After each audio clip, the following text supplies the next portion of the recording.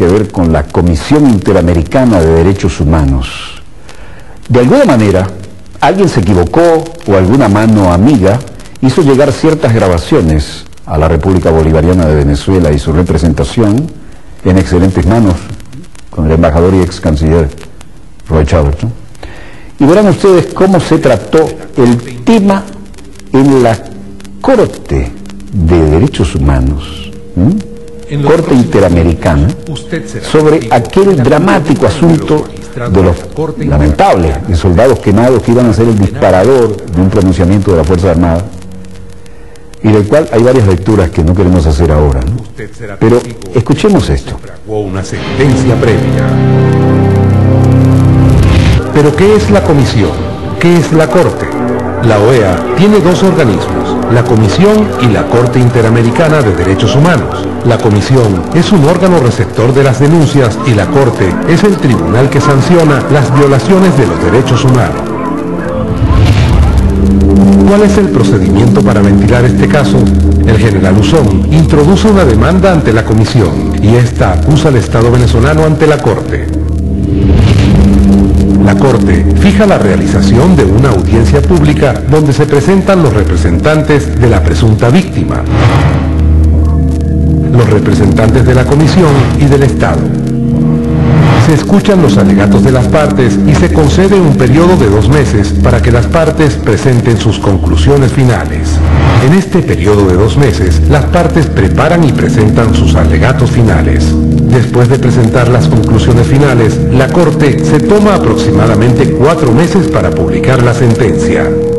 A continuación, mostraremos pruebas contundentes de cómo los magistrados de la Corte, el mismo 1 de abril, inmediatamente después de la audiencia, se reúnen de forma clandestina y tendenciosa para acordar una sentencia adelantada. Ojo, al señor general no lo sentenciaron por las, hasta donde yo sé, me corrigen por favor, no lo sentenciaron por la convocatoria a la subversión, al levantamiento, al golpe del golpe, etc. No, sino por haber manifestado ciertas cosas a propósito de ciertas heridas que habían sufrido unos soldados, con motivo del manejo torpe o malicioso de un lanzallamas. Por eso lo condenaron. Entonces, yo creo que para evitar morder algún anzuelo, debiéramos alejar muy cuidadosamente de nuestro tema de consideración ese, porque no es la materia. A mí no me cabe dudas que no, la gente no puede andar por ahí haciendo convocatorias a la subversión, ni que esto deba ser saludado con beneplácito por la Corte, esto no debe ser, pero no era el tema. No era el tema. Así, la Corte Interamericana de Derechos Humanos, la Corte del Imperio, firma su propia sentencia.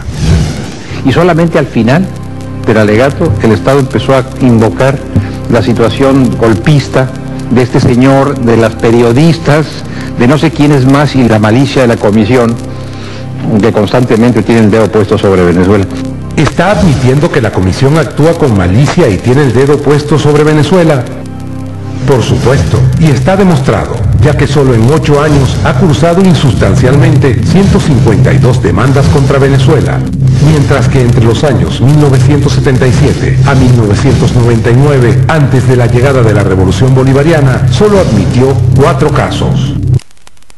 Ustedes escucharon bien esto, solo 4 casos en todos los años antes de que se iniciara el proceso que vive la Quinta República, ¿no?, la Revolución Bolivariana, y 152 casos sin poder sustanciarlo. 152 demandas contra Venezuela, mientras que entre los años 1977 a 1999, antes de la llegada de la Revolución Bolivariana, solo admitió 4 casos. 4 antes de la llegada de la Revolución Bolivariana y 152 desde que está este proceso en pleno desarrollo y sin poderlo sustanciar. Yo creo que podemos resbalarnos ahí e ir a un terreno al que no ha ido la Comisión, al que no han ido los representantes y al que sí quiere llevarnos el Estado. ¿Estos magistrados son jueces o parte?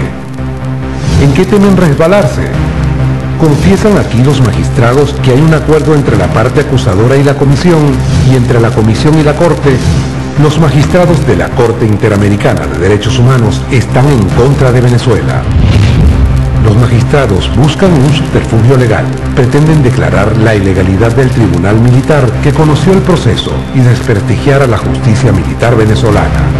La presidenta de la Corte se pronuncia. El tribunal que jugó este señor era un tribunal incompetente. Y de ahí se deriva todo.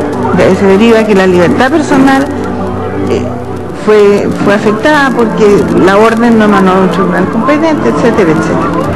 El secretario dice que un militar en situación de retiro es un civil, lo cual es falso. Me creo que una primera pregunta es responder que él es un civil, no es un militar aunque esté en retiro. ¿Dónde reside la trampa? La Corte redacta una sentencia el mismo día de la audiencia pública. No espera que las partes preparen sus conclusiones finales. No espera los 2 meses que la misma Corte estableció. Tampoco se toma los 4 meses para preparar la publicación de la sentencia. Por si esto fuera poco, la grabación demuestra cómo la Comisión y la Corte están confabuladas para condenar a Venezuela. Pero no solo se juzga anticipadamente, los magistrados se lamentan por lo bien preparada que fue la defensa de Venezuela en este caso. En segundo lugar, me llamó la atención enormemente el grado de preparación del Estado para la defensa de este caso. Es decir, les llama la atención de que se haga una presentación a la altura, académicamente correcta y legalmente perfecta. Les sorprende que Venezuela se defienda bien. Escuchen esto de nuevo. Los magistrados se lamentan por lo bien preparada que fue la defensa de Venezuela en este caso.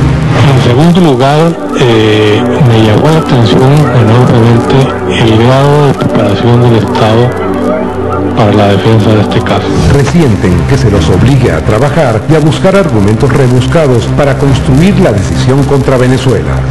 Entonces, se puede construir un párrafo o una parrafada combinando ambos elementos. Ante las reiteradas preguntas o ante la revisión del expediente, quedó claro que las expresiones que motivaron una reacción punitiva de parte del Estado fueron estas.